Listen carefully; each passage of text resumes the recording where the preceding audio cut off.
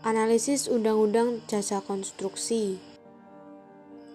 Hukum yang mengatur tentang jasa konstruksi tertera dalam Undang-Undang Nomor 18 Tahun 1999 dan Undang-Undang Nomor 2 Tahun 2017 yang merupakan penyempurnaan dari Undang-Undang Nomor 18 Tahun 1999. Undang-Undang Nomor 2 Tahun 2017 dianggap sebagai pengganti dari Undang-Undang Nomor 18 Tahun 1999. Hal ini dikarenakan karena perubahan aspek yang begitu banyak meliputi 50% dari Undang-Undang Nomor 18 Tahun 1999. Poin yang dirubah dalam Undang-Undang Nomor 18 Tahun 1999 terdapat 28 poin.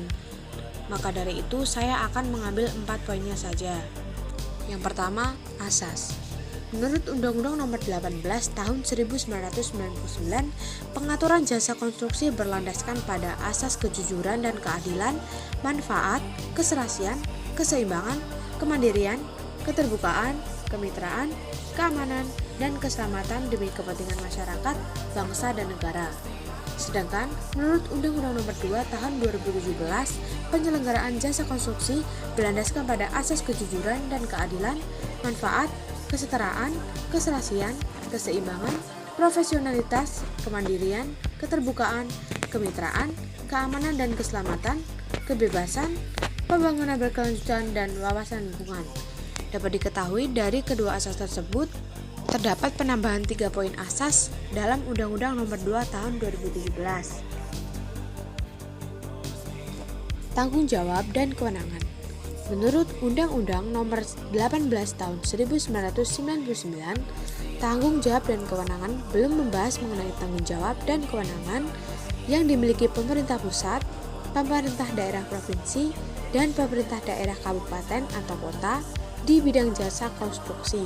Sedangkan menurut Undang-Undang Nomor 2 Tahun 2017, Pasal 4 ayat 1 dan 2 membahas mengenai tanggung jawab dan kewenangan yang dimiliki pemerintah pusat, pemerintah daerah provinsi, dan pemerintah daerah kabupaten atau kota di bidang jasa konstruksi. Tujuan dari jasa konstruksi. Menurut Undang-Undang Nomor 18 Tahun 1999, tujuan dari jasa konstruksi adalah A.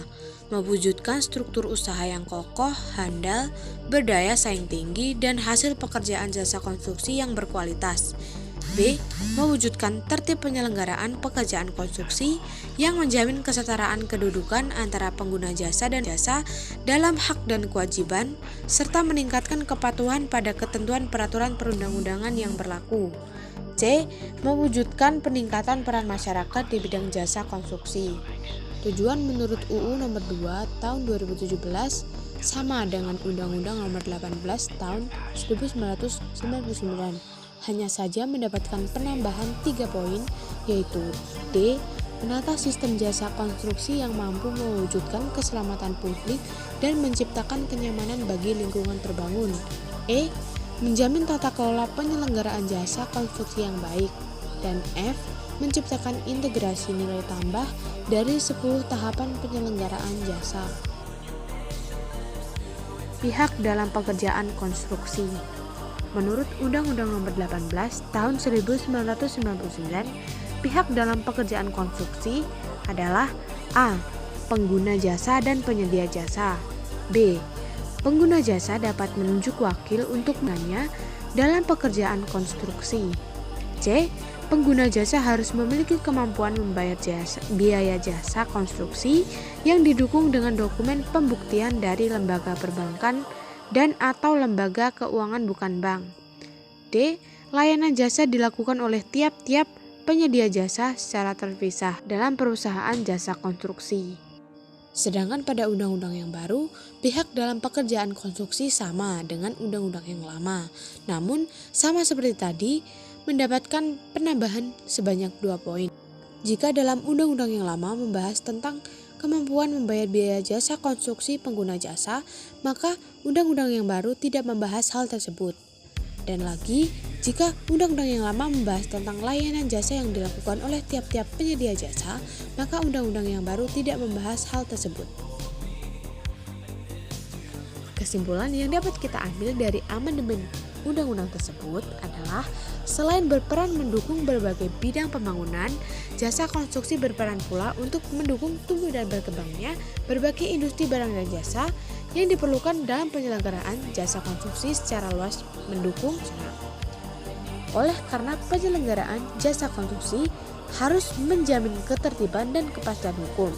Sedangkan Undang-Undang Nomor 18 Tahun 1999 tentang jasa konstruksi belum dapat memenuhi tuntutan kebutuhan tata kelola yang baik dan dinamika perkembangan penyelenggaraan jasa konstruksi. Maka perlu dilakukan penyempurnaan peraturan bidang jasa konstruksi dan Undang-Undang Nomor 2 Tahun 2017 sudah menjadi jawaban atas dinamika perkembangan peraturan konstruksi tersebut, meliputi rincian sistematika yang lebih banyak yaitu 14 bab, atau dalam kata lain tantangan konstruksi di masa mendatang sangatlah berat, karenanya perlu ada pengaturan yang menyeluruh seperti rantai pasok, sistem delivery sampai sistem pengadaan barang dan jasa, mutu konstruksi, serta kebutuhan dalam penyelesaian sengketa konstruksi. Dan hal tersebut sudah dimuat dalam Undang-Undang Nomor 2 Tahun 2017.